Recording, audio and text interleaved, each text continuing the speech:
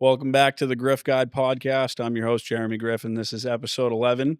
I have Max Mogavero, who joined me again on short notice. So unprepared. I have no notes. No, it's all right. We don't need notes. That's the benefit of doing a podcast. How was your Christmas, buddy? It was good. I mean, it was pretty chill. We didn't really do anything crazy.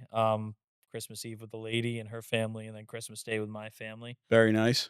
Just stayed local, man. That's good, though. Kept it simple this year. But you got to drive around a little bit. Yeah, I mean, we had to go from Braintree to Georgetown and then Tewksbury, so it was like That's all over Massachusetts. See, I like holidays like that. When I'm in one place on a holiday, it doesn't feel like a holiday because I've been just like bebopping around for so long. I feel like the way my life has gone the past 3 years, I'm just used to chaos now, and like I need chaos. Yeah, you need it. Yeah, like as fucked up as that sounds, like I need chaos to feel stability in my life. No, I mean that's pretty. I think I think most Americans would agree with that. Like, I was sick a few weeks ago, so I didn't work for 2 days, and by day 2, I was like, I'm so bored. Yeah, this is not it. I'm like, I can't do this all day. I don't know. Someone help me out here. I need to get rid of this thing so I can get back. Do something. Like, tell me I have to deliver a water heater or some shit. Yeah, let me drive. I feel like crap, but let me drive somewhere. Let me help somehow. I'm just so used to the chaos at this point. Yeah, I'm with you. For that, it gives me more structure. You know what I mean? Yeah, that's true. When you're out for a couple days, it messes up the vibe big time. Totally. Try. I'm still a fucking mess, but no, I hear you. Try moving out of a house and moving back in with your parents. That's got to be a world. Yo, yeah. My whole entire routine is like.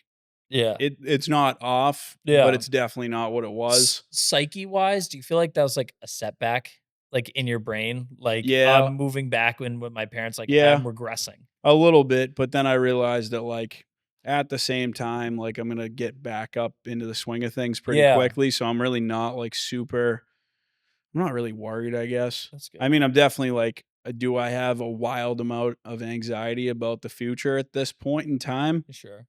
Oh, yeah. Yeah. Oh, big time. Yeah. Big time. But I feel like that just comes with the territory of not knowing, and you can't control those situations. So, no, you can't. Yeah, it's, I don't know. Come back better than ever.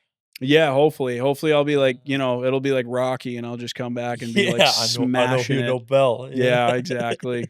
Adrian. I don't know if we're allowed to do that, but we did. Oh, well. We might have to pay something for that now. Do we? Yeah, for a reference. Do you want one of these? No, I'm good. Those are the Swedish ones. No, I'm good. I don't want to die. So these ones are 11 milligrams. Yeah. And it's like deep freeze. Is that what that's called? Yeah. If you smell these, it smells like Vicks Vapor Rub, which like might be concerning, but like, I don't know. There's something about like when I have one of these, all of a sudden I'm like, ooh, I can't feel my toes anymore. Like, like you really feel the nicotine with these. It's wild. That but is I love pretty it. crazy. Yeah. I think it's funny because they like Zyn hit the American market. I think it was like, I don't know.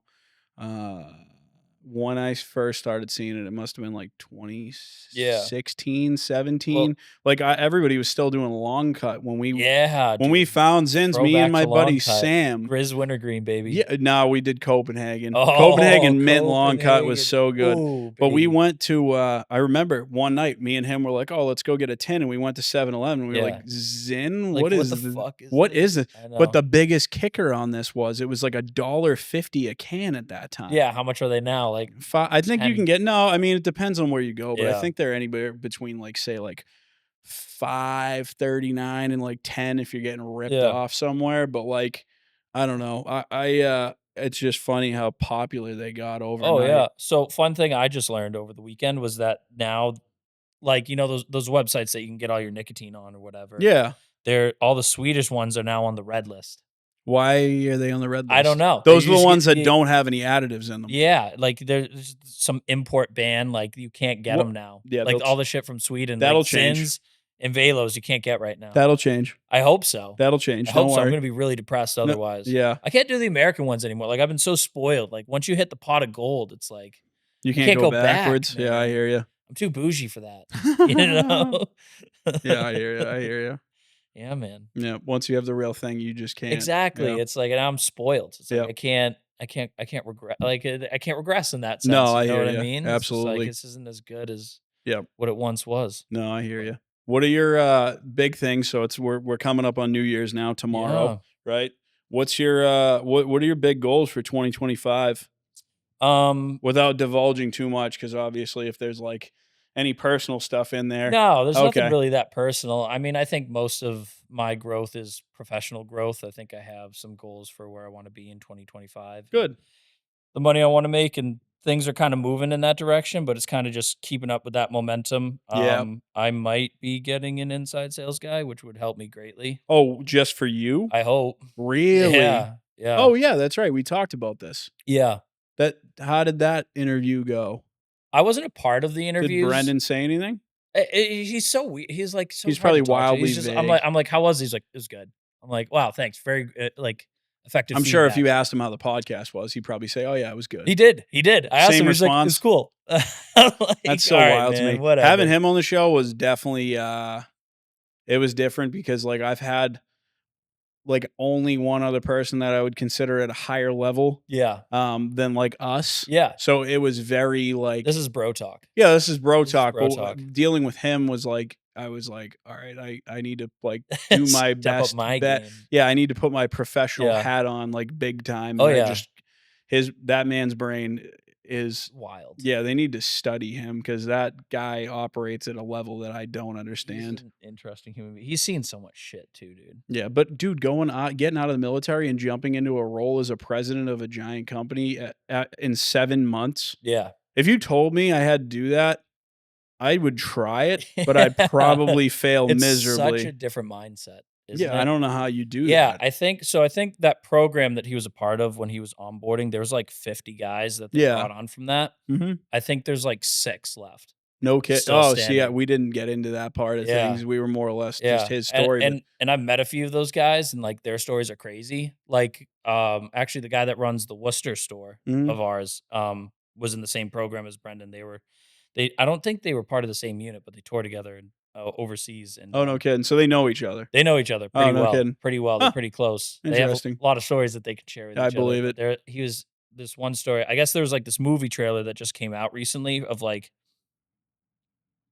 these Navy SEALs that were like pinned down in the spot overseas, and like these group of guys from the Army had to like come in and rescue him. And he was one of those guys. Wait, was Brendan there too? Brendan wasn't there. Oh. Brendan wasn't there. It was just this guy. Damn. It was just this guy, Jeff. And he was like, he reached out to whoever did the post. Was like, I need to get in touch with like someone right now. Like I was there. Like I was one of the guys that rescued these SEALs. Like I know. And he got in touch with like one of the SEALs that ended up, I think it was like a producer or something. And he was like, dude, we talk about you guys all the time. Really? Like, you guys are fucking hardcore. They didn't reach out to any of those guys from the Army, I don't know if they did. I think it was all from the SEALs perspective, but like Jeff was like reached out to them. I feel like that's an important part of the story. I was there, like calling in the cavalry. Crazy. Like I'm seeing this, like that's me on the screen. Yeah. You know? He's like, man, you guys saved our asses. You know? He's like, that's cool.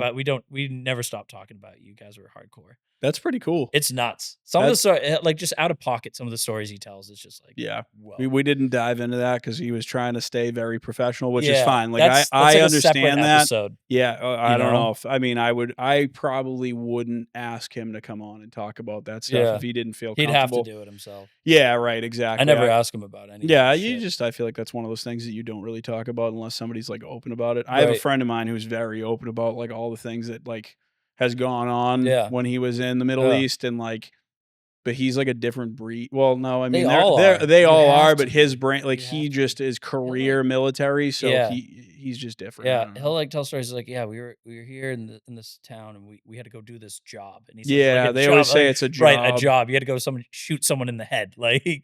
This job. It's go more than a somebody, job. whatever it is. Yeah, dude, it's absolutely crazy. I couldn't imagine. I could never do that. No, never, dude. My whole family was in the military, and I'm like, oh, that's right. You said that. Wasn't your dad? What was your dad? Dad was a drill sergeant for the Army Rangers. That's right, and I could not believe that when you told me, dude. Like, and if you met him, you wouldn't think that either. Like, so he didn't raise you like that.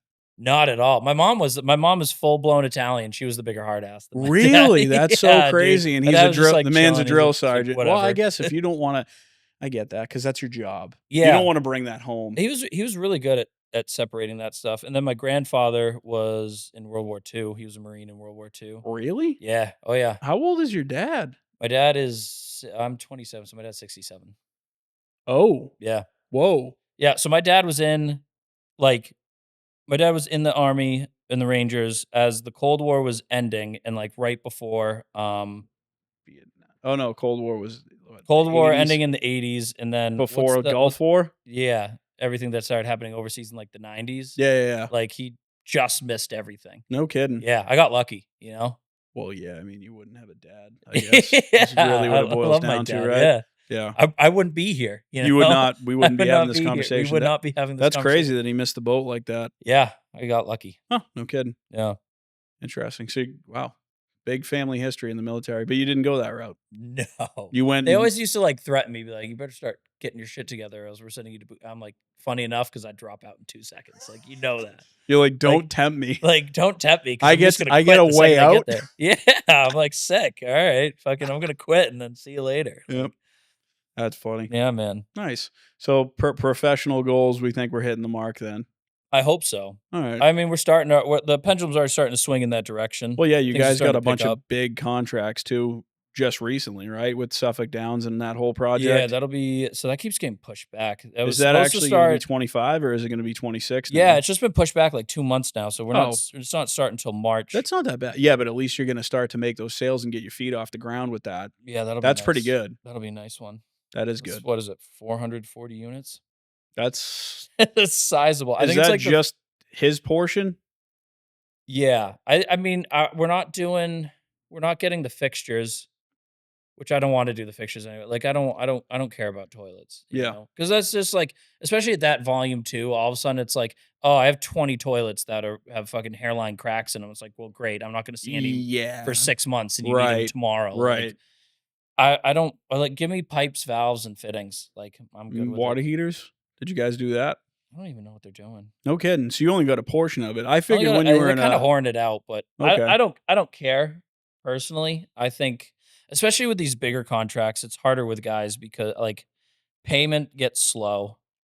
Just because they're waiting to get paid from the GC, and then they got to pay their guys and all this other shit. And it's a different operation. Such a hassle, man. It's so different from like service work. Yeah, service work's easy because you get paid. Well, yeah, we get paid and we pay you guys every month, and it's just great. Very cut and dry. Thank you for paying on time. You're welcome. Yeah, no, that's I take I get the 2% back from you guys, and then I get 2% back from my Capital One Spark card. There you go, man. You know, I should try to get a Capital One sponsorship. That probably won't happen though. That'd be cool. We're gonna have to really grow the Griff Podcast. Yeah, the Griff Guide Podcast is gonna have to be huge if we want to Capital One. Maybe they'll put me on a commercial. That'd be cool. Dude, it is. I have to say, though, as a business owner, it's a very good card to have just because of the cash back. Dude, when you're paying supply houses. That's big money, too. I know some guys that own companies that have racked up, like, huge amounts of reward points, like, literally enough to buy, like, pickup trucks and shit. When your monthly bill is, like, tens of thousands of dollars. Oh, I know. Yeah, it adds up quick. I mean, I bought an airline. Like, I went to Wyoming. I did my airlines. I did the airlines and the rental car with points. Yeah, it was literally, it's like a free trip. That's my buddy too. My buddy has to travel for work a lot. He's an engineer. It's like, like this, it's not CO. I think it's the nitrogen they put in like the Coke bottles and stuff. Okay, like, you know how like you open up a Coke bottle and it goes like, I thought that was just carbon dioxide. It might be carbon dioxide. Whatever that is, my buddy, his company like has a patent for like the machine that does that. And like Coke, Pepsi, and all that. So he'll go. He must be busy. So does he hit like all the plants? Yeah. So he'll travel to like work on lines and stuff. He moved into sales, so now he's like selling the machines to like these factories and doing that. But for a while, he was on like the maintenance side, so he had to go and would like fix the lines and stuff. No kidding. He traveled a shit ton for work and would build up all these points and be like, yeah, I just went to Chicago and flights were paid for and hotel was paid for. That's nice. That's so nice, dude. I wish. I mean, the point thing is cool, but the traveling for work thing is not. It's good while you're young. Yeah. If you have a family, not sustainable. No. I don't care what you say, not sustainable. Well, that was the thing. He was doing it like at 24, 25, 26. Sure. Like, he has a girlfriend, but like other than that, it's like, I don't really have anything. There's no like major commitments that I have to be on for, so. No, that makes sense. Yeah, man. Yeah. Once you have like kids and stuff, it's not no bueno. Yeah. Can't be doing that. Yeah. My cousin did, he worked for a really, really big company that did like, they did business valuations for like insurance purposes. So they go in, like he did like private and he did municipalities. So when he was doing municipalities, he would go in and do an evaluation on like all the trucks that they have, all the snow removal equipment, all that crap. And dude, he literally would be like, he would leave. What would he do? He'd leave Sunday night and come back like Friday night. Yeah. And it was awful. That's and then tough. he would get like, they'd be like, oh, you got to stay. And then he'd have to move his flight, or they'd be like, oh, we need you here next week. So then he wouldn't leave. He ended up leaving that job after like 4 months because he was just like, dude, this is not, I don't know who thought this was a good idea, but this is a terrible job. It's definitely not sustainable long term. Like, I'd love to travel for work a little bit, and I get to like a couple times a year. Yeah. I wish I could travel a little bit more and just like see some shit. But yeah, I would definitely say as a business owner, that is the largest benefit that I have. Yeah. By far. The fact that like, I'm very, very grateful that I am able to take the time, and I have such a great team that's just like, hey, you're going on vacation, cool, see you when you get back. And for the most part, other than like the occasional phone call, like maybe once or twice in a week, I'm gone. That's it. But I mean, dude, I've gotten to go to a lot of places because of that. It's nice to be able to like come and go as you please too. There's a lot of flexibility there. You know? Obviously, with the flexibility comes a major amount of responsibility. Oh, totally. But yeah, I mean, obviously, if I get all my ducks in a row and I'm like, all right, everybody good? Okay, I'm going on vacation. Like, everybody's situated. Supply house is coming in to restock. We're good. Okay, cool. Right. And usually it's fine. Usually we don't maybe one day I'll get there. You will. I hope. You will. Just tell Brendan you need like 6 weeks paid vacation.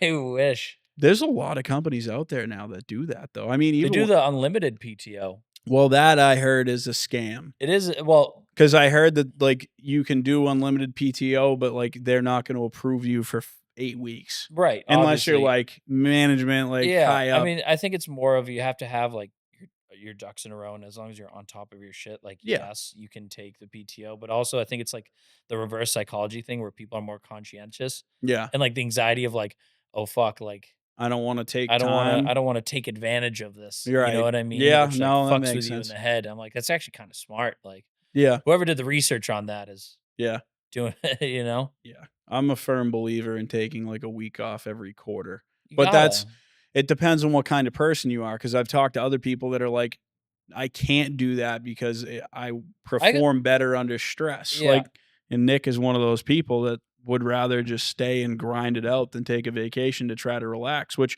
there's plenty of people out there like that. I am not one of those people. I need to remove myself completely. Yeah. I definitely get restless after like a week, but I like to do it where it's like, okay, I'll take 3 days off of work and roll it into the weekend. Yeah. And then I'm gone for 5 days, but I'm really only taking like 3 days off. Yeah. PTO wise. That's smart. I think it all depends on where you're going to though. Cause like for me, if I go somewhere out west, and my phone doesn't work, like, dude, when I tell you unplug, like when I get off the plane and I settle in after the first day, it's like I just started a new life. Yeah. And whatever that life looks like, stay here. Yeah, like I'm just like I am like the vibe is like here all the time. Yeah, all the time. What do you do out in Wyoming? Like when you went, like do you hunt? Do you do anything? I mean, like I haven't gotten to that level yet, only because like it is a lot. It is a lot to fly with all your stuff. Yeah. Or depending on what, like you have to apply for it. So say elk, right? Yeah. You have to apply for the tag. Yeah. You have to get the tag. Yep. The tag is like in some situations, I don't know if it's Wyoming or Colorado. I forget how it works. I used to know a lot more about it. Sometimes your memory just dumps stuff you don't need, but it was like $650 for an elk tag. But then you have to fly out there. Right. You have to take a week off of work. You got to fly out there. You got to bring all your gear with you, which is a lot, especially when you're talking about being up in the mountains for a week straight, because an elk, it's not like here where you're hunting deer. You can walk out your back door, walk into the woods a mile and hang out. Like you have to be I know. Like how do you pack a tent? Everything's like small, but these dudes are still carrying like 80 pounds of gear. And then you get an animal that big, and then you have to figure out how to get it out of there, pack it back out, and then you have to ship it back. I know. Or you have to fly it back. So everybody's got the, 4 or 5 of those massive Yeti coolers that they're throwing FedEx stickers all over to try to get them home. That's crazy. Yeah. I want to do it though. I think it'd be fun. I just like, I am a big fan of fishing. Yeah. Because it's way less. You're right. Way less work. So I can bring all my fly rods, all my gear, even my waders and boots, and you're only talking about literally like potentially a suitcase this big, and I have everything I need. That's not bad. Like I went up to Maine, I had this much gear. I went out to Utah, I had this much gear. Like Washington State, this much gear. It's not that bad. I think it's just so romanticized. Do you watch Meat Eater? Yeah, I do. Like that guy? Oh yeah, Steve Rinella is a beast. He's the man. You know, Joe Rogan's the one that funded that whole thing, right? I think he is now. I know, like at first he was doing it on his own, and then like I think it was like season 2. Yeah, Joe caught on to it and was like, "We need to fund this thing and like blow it up." And really, which like, he did. Oh no, he did. He really it's did. a huge like movement now. Well, because now he's cool. Like he's even had Luke Combs on it. Right. No, he's had a bunch of famous people on, which is cool. But yeah, no, it wasn't a big thing. But dude, Steve Rinella has to be one of the smartest people. He has such a spiritual outlook on it too. He does, but dude, the way that guy uses words, like I hope to be able to make my vocabulary that robust. I will never be that good. No, I know, but like, he's a writer. He's, you know what I mean? He has to be. He's an author. He was an editor. Like he's done a lot in, you know, not only the hunting aspect of things, but the writing and like reporting and all that stuff. He did a ton of that before he ever got into the podcast or the show. Yeah. Like his analogies are so good too. I agree. Like the way he just when he words things, but he just makes everything sound so nice too. He does. Yeah. He's so good at it. Yep. Like, I mean, why would you say fuck every other word? It's like, I know. My vocabulary is nowhere close to his. I know. He carries himself in a different manner that I have never seen before, and I hope to strive to be like him someday. It'd be nice. I don't know. Like, do you download one of those like word of the days, like I've apps? never done that. I've never done that either. Like No. I've seen people doing it. I'm like, what? I mean, if I hear a word that I'm like, oh, that sounds interesting, I'll look it up. But it all depends on what you're surrounding yourself with. So, like when I read books, I have a habit of using a better vocabulary. Right. When I shy away from reading and I shy away from like, you know, filling myself up with good stuff. Yeah. Then it just all goes in the toilet, which is unfortunate. And that to you know, circle back to our original conversation about not being dialed in. Like that's one of those things that like when I feel like I'm tip top, I'm getting up in the morning. Yeah. I'm reading a book. I'm running, cold plunge, gym after work, eating healthy, like doing the whole thing. Yeah. And when I'm at that point, I'm like absolute peak human being. Really getting dialed in. Oh yeah, no, that's like David Goggins level dialed in. For me, like I'm not out there doing ultra marathons. No, you can't. Like for me, at the level I'm at right now, like that feels like, all right, that's peak performance. Right, I'm doing all right. I maybe one day I'll get there. Yeah, it's tough in the industry you're in too. You know, like you can make time for it. You just have to. You got to deal with plumbers all day. Well, yeah, for you it'd be tough. For me, it's like you can see all walks of life. You know what I mean? You see like peak guys like you who are definitely on the more classy side of things, and then you get just like the street guys. Me and Brennan had a conversation like that last week. Did you really? Yeah, because it's like all the older guys are very like rough and tough, and like to be honest with you, I don't even know how they communicate with their clients like effectively and actually present themselves in a way where they're like, I want to use this guy. Right. Like to me, if you show up and you look like a disheveled mess, they're gonna go, okay, reekings of cigarettes, like, missing 5 teeth, right? Like, exactly. What but the hell? If you're looking at that as a consumer, like personally, I don't want that. I would rather spend extra money and know that I'm getting like, not that they're not going to do a good job, but I'm going to get the quality service behind, you know, behind a very, you know, good presentation. Totally. I mean, the work can be the work, but the presentation, I feel like in our industry is what's setting people apart and kind of driving people forward. Right. You know, and the companies that are really at a higher level and are really professional are the ones that are starting to excel.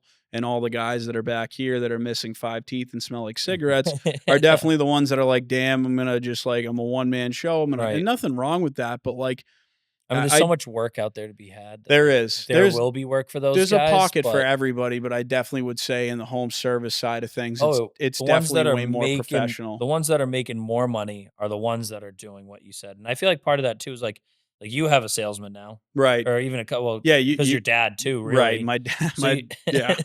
So you have 2 guys that are really going in first and like really working on like presenting yourselves in a good way. Yeah.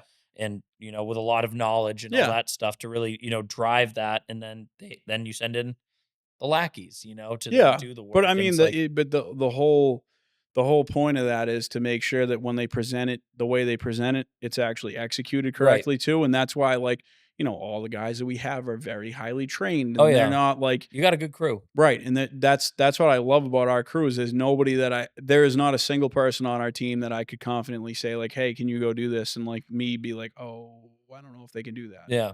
Like, and I'm happy to be able to say that that is the case now. That's how it has to be. Yeah, right. It's a tough road to get there. Yeah. But once you have it, you're like, "Damn, I really do appreciate our Well, guys." Like you did so well huge. with it because you guys grew, I feel like, pretty fast. Because what was it, 3 years ago? It was just you three? You, your brother, and your dad? Yeah, and it was me, my brother, my dad, and then we had 2 apprentices, maybe a third. It was Yeah. like there was a weird interim where I believe there was only like 5 of us at one Right. point. So Yeah. what would you say it is that really, like, kinda took you guys off, and, like, what was it that you guys You want did? the real answer? I'd love to hear the So real the real answer. answer is having somebody work on the business instead of in it. Mhm. So by me last January stepping out of the field Yeah. and starting to be in the office every day to catch up the office and kind of automate things and have Yeah. things run smoothly on that side made everything a lot more efficient. And we still have a long way to go on Yeah, of efficiencies, course. but it is legitimately night and day compared to where we were. Like, dude, I can honestly tell you when I was out in the field and we were trying to like, I was trying to run the business side of things Yeah. with, like, my mom at the time who was she was working a lot, but it definitely wasn't, like, the full-time support we have now. Yeah.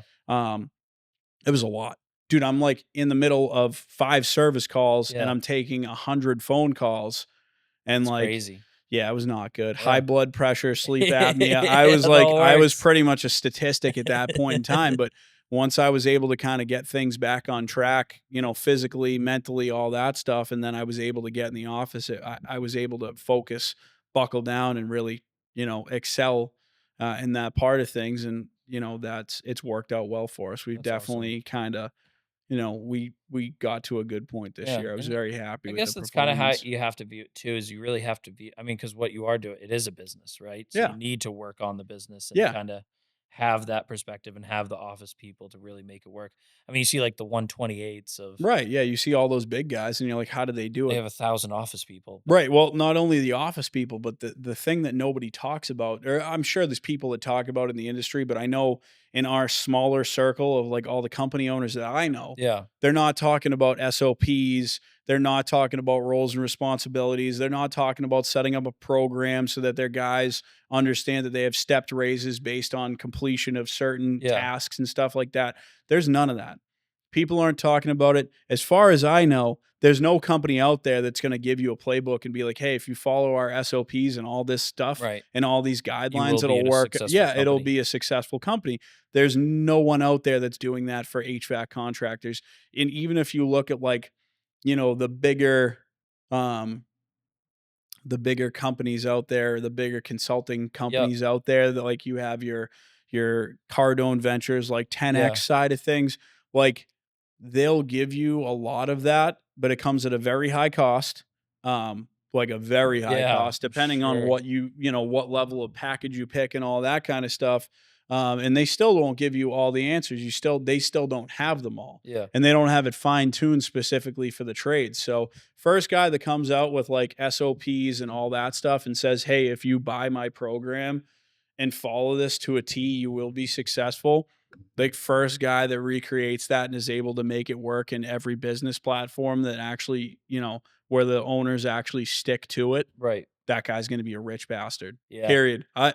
Maybe I'll Maybe try we're it. onto something. I was talking to my neighbor and my old neighbor is a software engineer and Yep. he was talking about designing something like that. So I actually am working on Oh, a really? project with him right now that's going to kind of hopefully play into that. And I Yeah. mean, dude, honestly, if it works and it takes off and I can take, my knowledge and the other guys that I know in the industry that are much bigger than me, if I can take their knowledge, my knowledge and pool it and make it work, I mean, yeah, That'd be awesome. that could be potentially highly Even some, successful. like, investor shit where it's like you invest in this company and you kind of show them, like, these are the procedures you have to do. This is what, your P&L is and all that kind of stuff, and really teach them about the business. And then, Yeah. like, get them on that level. Like no one's really doing that in the trades. No, and that's something that Brendan and I talked about last week is like when you go for your master's license, you can technically like own a company and run a company and all that, but in no way, shape, or form as a state like here's a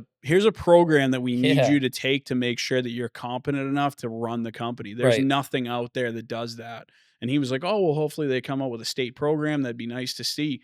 In the back of my mind, the wheels are turning and I'm like, I don't know about a state program. The state. Yeah, how about a privatized program for business owners? Because honestly, I feel like I do have enough resources now where I could like pick and say, hey, yeah, like general statistic and rule of thumb, and people are probably going to comment on this when we actually get viewers, and they're going to say, you're wrong. It's actually supposed to be this.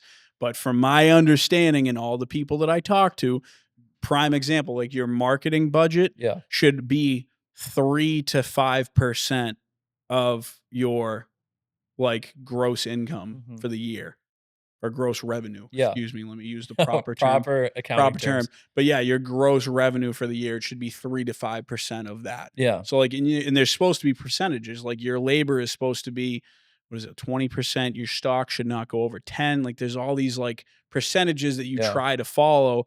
And that's something that I constantly have to look at. And then you run, you'll run your break even number, which a lot of people don't even know about.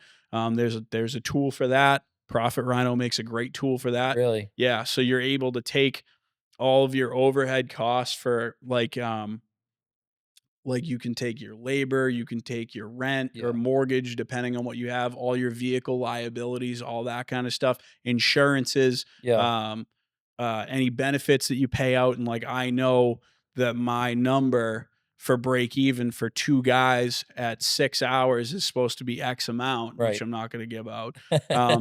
But I know that like, it's nice to be able to look back and reevaluate that and say like, okay, for me to stay in business, it cost me $1.8 million a year in benefits and pay and this and that and all these different things that we have to pay for. But it's a good outlook to be able to say like, all right, like even if I, totally screw things up royally, as long as the gross revenue is 1.8 and all our stock bills are paid, we're good. Yeah.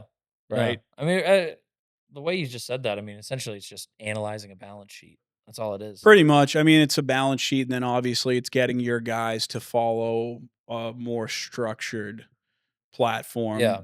Like I've had a lot of people tell me like you go to McDonald's, right? Yep. McDonald's makes a cheeseburger the same way everywhere. Yep. So you got the guys on the grill, you got the guys at the counter, you got the guys on the fry-later. They're all able to do whatever that position is, whether they're, scooping the fries, putting salt, like, you know what I mean? It's like everybody knows how to do every single job or whatever job they do.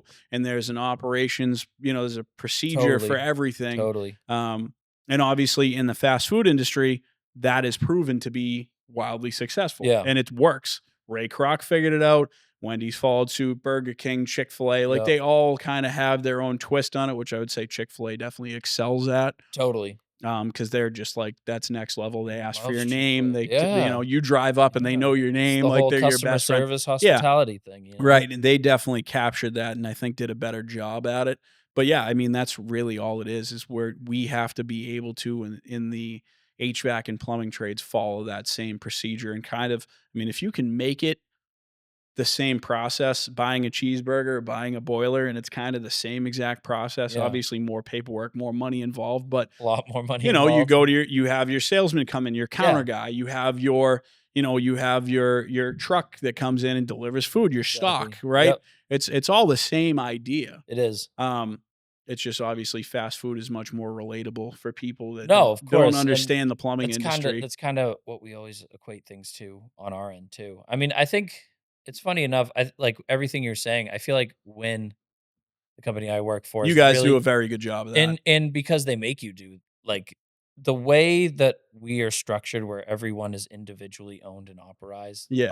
Individually owned and operated. Good Lord. That's a good word. Operated. We'll ask Steve Ranella about that one. Yeah, I'm doing great with my vocabulary, right? Individually owned and operated, like it really forces you, like everything's internal. So everything we do, it's with our business, right? Like, inside, not the $8 billion company that Win Inc. is. It's the $24 million company that WinSupply Wakefield is. Right. And you're really focusing on all that and making sure your procedures are in check. And like, I mean, we're just great. Yeah. We're just great because it forces you to hold yourself accountable. Yeah. Really, you know what I mean? I think a lot of guys don't want to, a lot of company owners out there don't want to take that corporate structure and apply it to their plumbing business because they feel like it's going to be more disingenuous. I think I used that word right. Check by the producers. Check. Max, check that. But I feel like it's not going to be as sincere. Did I use that right? Yeah, there you go. So yes, it's more disingenuous. Right.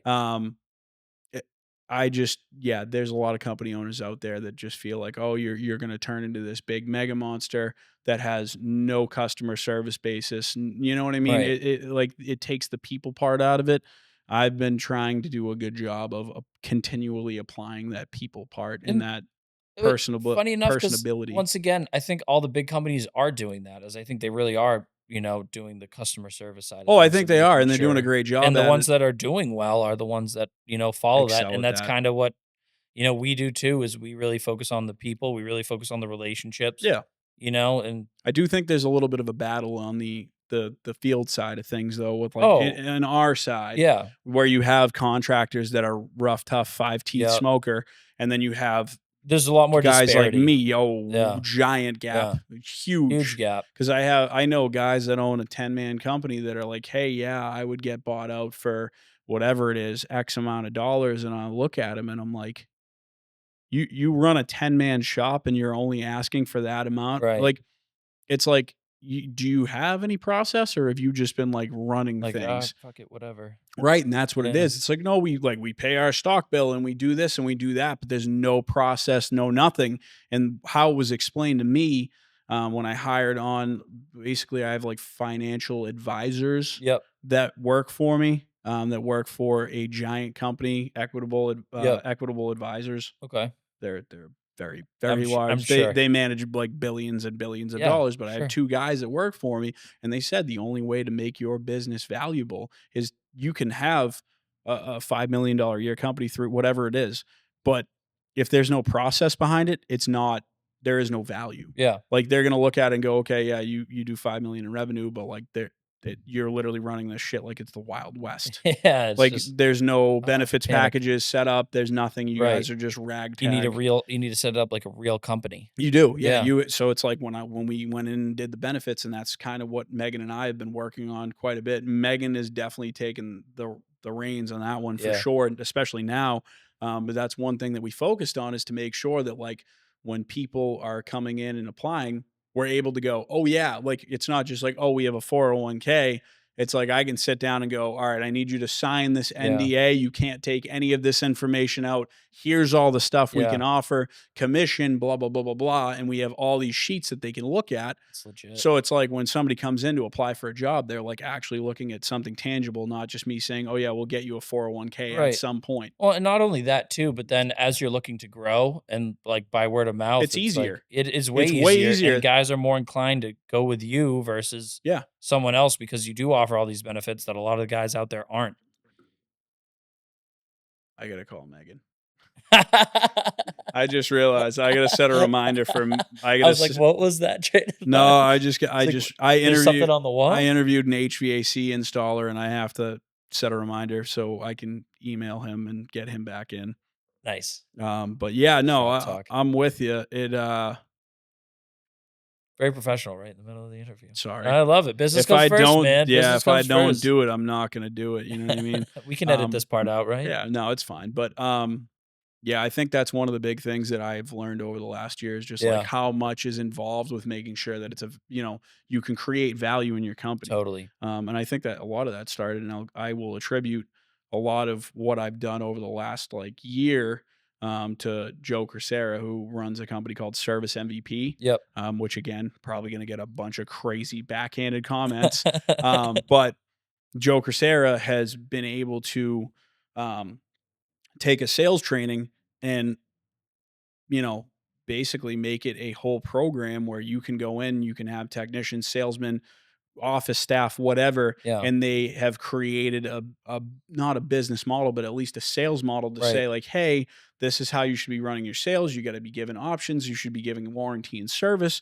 Your office staff should be conducting themselves this way. They should have a sheet that they're reading off of when the call, when the call comes in, or at least like a guideline sheet to say, hey, they have a boiler, blah, blah, blah, blah, blah, and they're, whatever. Are they arguing with you about the price over the phone? Are they arguing that you won't give them a price over the phone? What's the response? You know what I mean? Yeah. How do you combat that, that like negative energy? How do you combat that conflict? Yeah. And that's something that they've taught us, and we took that and kind of, made it our own in a way, which I think we do still need more training. And that's something that I have to get back on the horse with. January 2nd. Whoo! I have a laundry list that is this big. Man. But we got a lot of work to do, and I'm excited for it. But yeah, Joe Crisera definitely was one of those people. When I met him, I was like, damn, how do I get to this level? Yeah. Because I met I didn't even meet company owners. I just met salesmen that worked in there, and they're like, oh yeah, I make X amount. And I'm like, dude, you work in the HVAC industry? Yeah. Like, hold on, you sure? Like, you work for an HVAC company and you're a salesman? Like, huh? The money's out there, man. The money's definitely out there. And that's something that was very eye-opening to me, because it was not this past summer, but the summer before, 23, I was sitting at a table with my father and my brother. Yeah. And I'm like, guys, if we don't make a change, I'm out of here, because this is not, this has just continuously been a problem. We've been butting heads. It's not sustainable. We need to figure out a way out of this. Yeah. We need to figure out how to fine tune this crap now, because we're never going to grow. We're going to make the same amount of revenue every single year. We're never going to be able to be a little bit more hands off. We're never going to be able to take time off, because people are going to call us 1,000 times, which is what used to happen to me when I would go on vacation. I would get a billion phone calls, and I'd have to jump on my laptop on the plane. Craziness. And it was just madness all the time. So I was able to get some coaching from a good friend of mine, and he said, hey, you should do X, Y, and Z. If you do that, that'll at least be a good starting point. Right. And then everything else kind of just falls into it follows suit. It. I mean, do I do the best job at it? Absolutely not. Could I do way better? 100%. But to at least follow the few stepping stones that he threw at me and said, you need to do this immediately. And I went out and did it, and I was like, damn, this worked. Yeah. Like, whoa. Yeah. That's kind of like, they're probably one of the most successful wind companies out there is in Oklahoma. And the guy that runs that store, I think he took over. It was like a $1 million company. Damn. Okay, but over. Oklahoma, like, you would expect it to be not that great. Wait for this. Yeah. So when he went in there, he kind of just went to the guys at Win Inc. and was like, guys, like, I'm going to take a hit for like the first year. I'm going to bring in a bunch, but this is my business plan. I'm going to bring in a bunch of guys. Yeah. I'm going to set these people in place here, here, and here. Yeah. And did he already pre-select people that he had in mind? No, I think he was going to go through the whole process of doing it, but you have to like present to your board and stuff too. So like it was that whole process is like, this is what I'm going to do, X, Y, and Z. And I'm going to get these people in place, and here I'm going to take off. And now he's a $50 million company like 10 years later. Damn, that's a lot of growth. That is a ton of growth. That's an absurd amount of growth. Like with him now, it's kind of like they're like an Amazon center, but for plumbing. Really? And they dominate the whole market of Oklahoma City. Really? Yeah. Like, so everybody in Oklahoma City goes to that WinSupply, and that's like it. I'm assuming the competition out there is very slim. Other than that, I think there's like a Ferguson out there, but there's a Ferguson everywhere. There's a Ferguson everywhere. I don't know. There's going to be a little bit of competition, but primary guys is Central Oklahoma. You know, dude, I don't know anybody in our trade that willingly shops at Ferguson. Yeah, no, I'm serious. Like Ferguson is the biggest dog out there for plumbing supply. I mean, they just bought out SG Taurus, which I was pretty upset about, because Taurus is, great HVAC supplier. Yeah, I think we made a run at them, but I wish you guys would have bought Taurus. I wish we would have bought Taurus too. But yeah, no, awesome. Then I could get Mitsubishi. Yeah, Ferguson's just tough, man. Like they are one of those companies that did not do a good job of keeping that personal touch. Yeah, they are very corporate. Even they're also $37 billion company. I agree. But I mean, dude, on the public trade market, even other suppliers in our area that are bigger, that I'm not going to mention names. We know who you're talking about. We know who I'm talking about. Dude, don't get me wrong. Some of the greatest people I know work in that organization, but I do feel like, to a certain extent, unless you have the right people to call in your phone, like if you have the manager's number saved and you know him and you're buddies with him, that's fine. And you're going to get that service. But below that, I know. Good luck, man. Well, because like they have people that sit at their homes freaking in Arizona that are doing quotes for people here in Boston. Right. You know what I mean? And they have no idea. They don't know the market. They don't know the material. It's just, and you have to go through like 4 different management levels if you want to, hey, I need to quote this for this guy and do all this stuff. And that's kind of why it's like WinSupply Wakefield, like locally owned, like we need to make a decision on price. We make it right then and there. You guys all talk and go, can we come down 30 cents on this? I like, I'll you go say talk yes, to Danny, right? Danny, Brendan, and then it's like, hey, this is the conversation we had. This is what we need to be. Okay. Right. Like when I asked you to lower the Navian prices and the Renai prices, which you knocked out of the park, Danny and Brendan went on a limb and said, yeah, you know what? Just like help them out and get it for them. And here we are. And now I'm buying Renai's. Like I think I bought a Navian water heater from you today. You did. I did. There you go. Appreciate it. Thank you. And I actually think I bought a regular water heater from you today too. Did you? I believe I did. That would be nice. State water heater. I'm like 90% sure. Beautiful. But yeah, I mean, I like to work with one supplier, and the guys who I worked with before were great, but I did notice the personal touch was starting to slip as they grew. Yeah. And you know, I had a very bad taste in my mouth when you guys were Avon Supply. Because and you're going to have that conversation with a bunch of other people that will tell you the same thing. It was a terrible store. As soon as Brendan came in and took over, the old guys hated it. Oh, they hated it, but I didn't know any better. And Kyle Brogan was like, dude, you should go to WinSupply. And then I had a good friend of mine, Sully, who was like, hey, you should go talk to Brendan at WinSupply. And my dad was like, oh yeah, this guy Brendan at WinSupply, he's the president. You should go talk to him. And finally, I don't remember what happened, but I think I went into Brendan's office one day and just like introduced myself or talked to him. We had some sort of interaction. I was like, all right, I'll give this a fair shake. And then Brendan invited me out to lunch with him and Matt. Nice. And that's when I was like, all right, this is pretty good. And then Matt brought you into my office and I was like, all right, this is what we're doing. Technically, I brought Matt, but you know. Did you bring Matt? I brought Matt. So how did that connection happen? Because I knew you when you were like on the counter and stuff. You started with Timmy. Timmy made that first initial call, and then you called me randomly one day, and I picked up the phone because I was in the office, and you needed a Pro Press gun. Oh, is that what it was? That's what it was. I remember this vividly. Which Pro Press gun did I buy from you? A Milwaukee. No, it couldn't have been.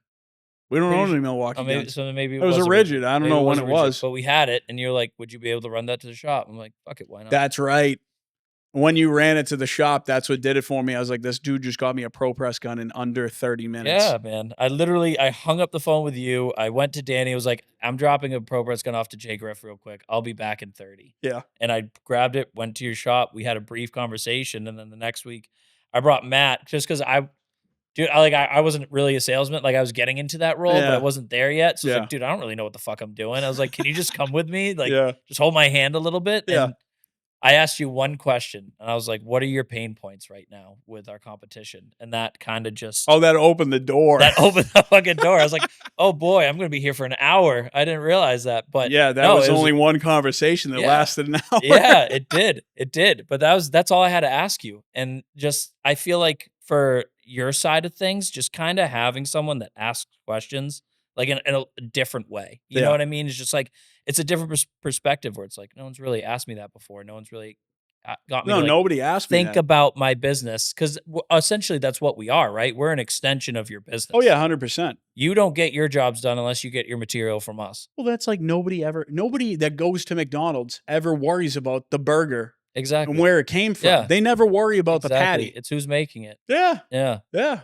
100%. It's the same thing. Exactly. But yeah, no, that was definitely a big kicker. When you came in and asked me, what are your pain points? I was like, oh God. Here we go. I was like, all right, you want to know? It's X, Y, and Z things. And then immediately, we were like, here's the solution to X, Y, and Z. You called Timmy in and you were like, Timmy. And Timmy was like, oh, I do e-com. And I remember I sat down with him. It was actually this time last year. Yeah. It was right around Christmas. And I was like balls to the wall busy. I was bringing Kyle Brogan on. I was bringing other people on. We were moving offices. Yeah. And Timmy came in and was like, he's like, oh yeah, like this is this is what I can do for you. We're going to set up all these different lists. And now like we have the employee ID numbers, which has been huge because nobody's just out there buying stock from, with our account now.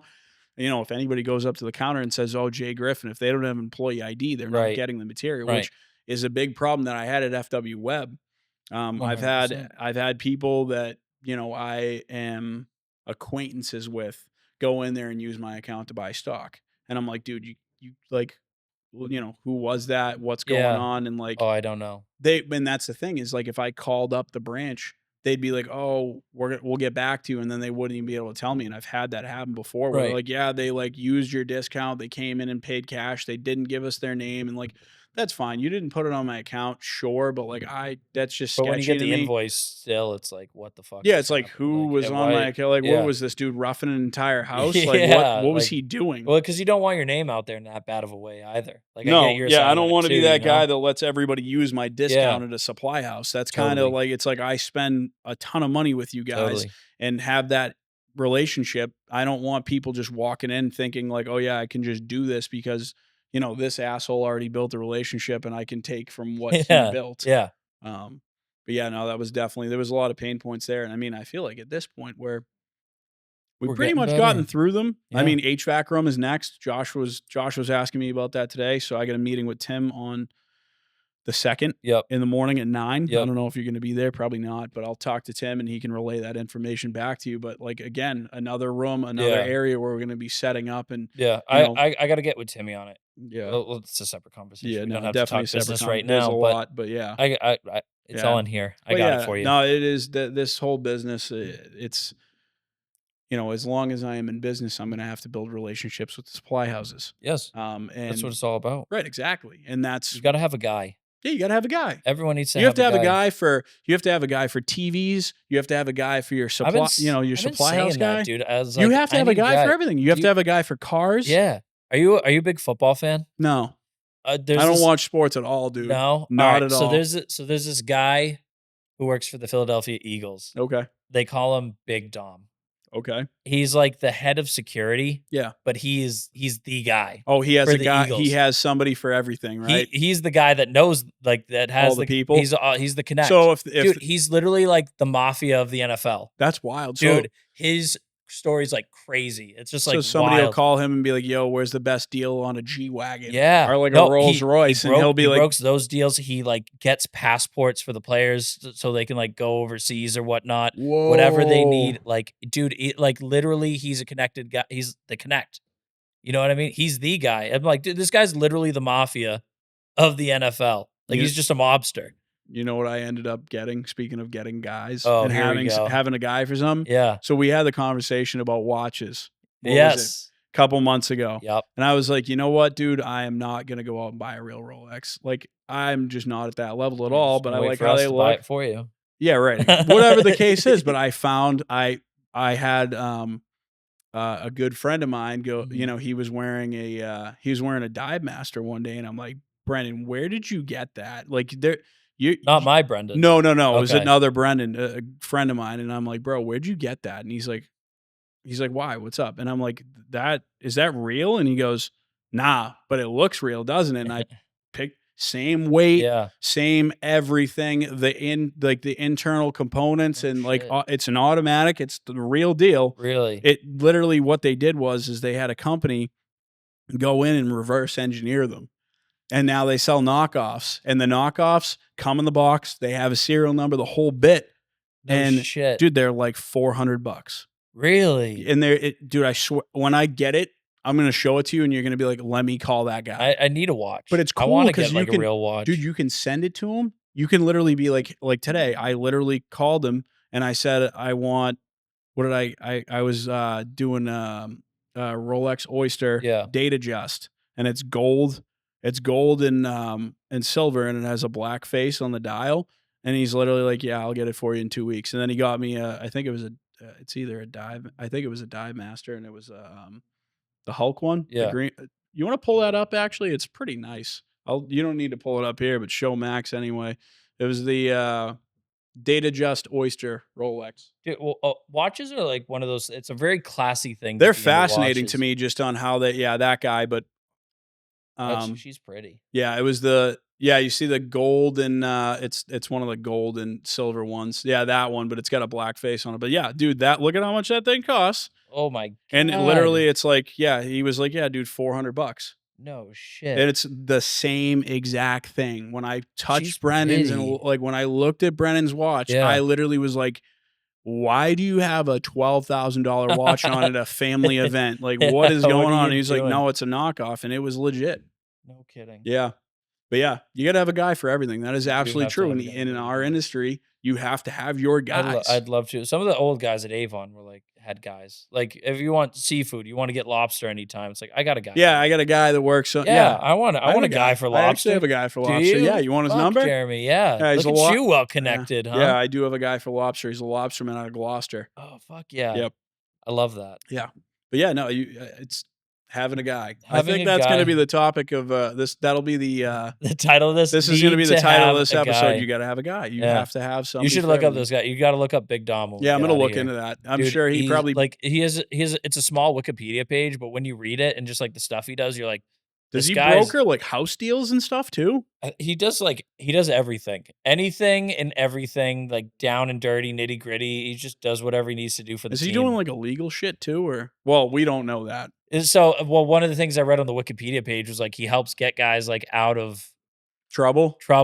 Whether it's like a parking ticket or like more has to bail them out. Yeah, he's probably the bail bondsman for that shit. Like the shit with him is crazy. So he got big because last year there was like against the San Francisco 49ers, there was like a fight that broke out, and Big Dom just threw himself right in with one of the players on the 49ers, just like this linebacker. Is he a big guy? He's a big guy. Okay. He's a big guy. But, dude, he is like, it's crazy. You read about him, and you're like, this guy's just the mob. This is all he is. Like, has to be in the mob. Yeah, but I feel like in every industry, there's a guy like that.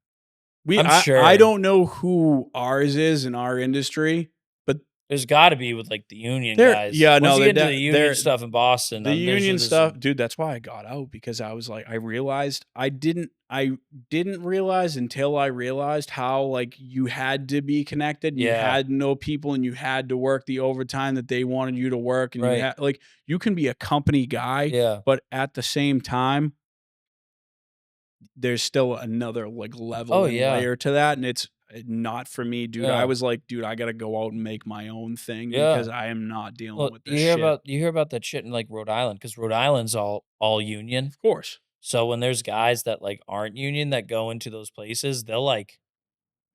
Adam was actually talking about that because he had a job in Rhode Island when he was with NETR, and he went down there, and then this like union guy rolled up. Like at this HVAC company, was like asked him some questions, whatever, walked away. And then like 30 minutes later, an inspector came through. There you go. Immediately. It's like, whoa. And when they tell you that these people aren't getting paid off, it's a lie. It's a lie and a half. Oh my God, of course. I know, dude, I know stuff in some of the towns, and I'm not going to name names or towns around here, but I know, and I've literally know people that have bribed people. Yeah. And that should not be taking bribes to do certain things. And it may have not been a bribe. It may have been like a, hey, why don't you come with us? But you're like, you spent a lot of money on that. And you brought him on that trip. Right. That's real interesting. Well, even like I worked at this restaurant back in the day, and my boss, he owned the restaurant, but he also like flipped houses and stuff. Yeah. And the inspector of the town that was in would come in all the time for food and whatever. Like, so even in that small level, it's like, oh no, yeah, it's still. What I mean? I don't care what you say. That everybody's getting their palms. You gotta have the relationship with the, you know. Yeah, but I mean, everyone is getting their palms. Everybody gets their. You guys grease my palms in a very legitimate, legal way, but you still do it. You have to. You're like, hey, do you want to go to this concert? Max, I need you to get me tickets. It's like, all right. Here I just did it with another supplier. I was like, I need Celtics tickets, which I need another set of Celtics tickets. I know, and Bruins tickets. No, just get me. I gotta hook up. We'll figure that out. Yeah. Well, I do need some more tickets though. We still have to go to Kendrick Lamar. Okay. I actually bribed. Speaking of greasing and bribing, I had to bribe somebody with Kendrick Lamar tickets to pull something off for me. Really? Small favor, but I was like, hey, dude, can you do this for me? And he was like, yeah, I can, but like, So we really need to get I was those like, Kendrick what Lamar do you tickets. want? Yeah. And he was like, can you get me tickets to Kendrick Lamar? Because he knows that I have a good relationship with a lot of suppliers. And I was like, let me see what I can do. All right. I was like, most likely yes, but I don't know. Yeah. Which I definitely need those. Definitely need the Kendrick Lamar. That favor is going to be used up tomorrow. Okay. So I need to be able to present him with Kendrick I need Lamar to present soon.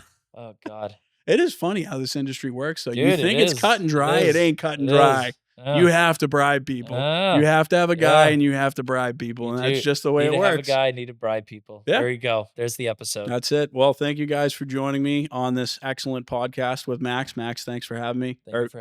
Thank you for coming on, and I'm glad to have you as a guest. Thank you for having me. You're welcome. Here we go. Once again, back to the literature. Back to the literature thing. But yeah, join us next week for episode 12. Thank you.